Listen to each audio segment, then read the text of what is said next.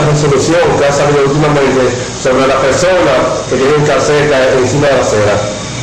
No es que ha salido una resolución últimamente, sino que existe una resolución en el ayuntamiento la cual regulariza las casetas que están mal ubicadas en el municipio.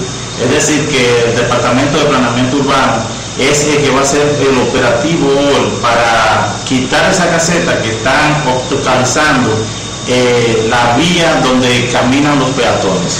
Pero magistrado, hay personas, según yo tengo conocimiento, que dicen que no se van a quitar de ahí.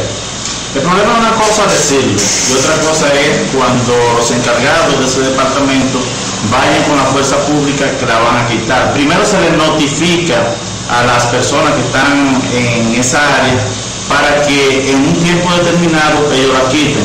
Ahora bien, en el caso de que no la quiten o estén o ya que se les notificaron, se va a proceder con la fuerza pública. ¿Se dice que va a ser toda hacia Puntón?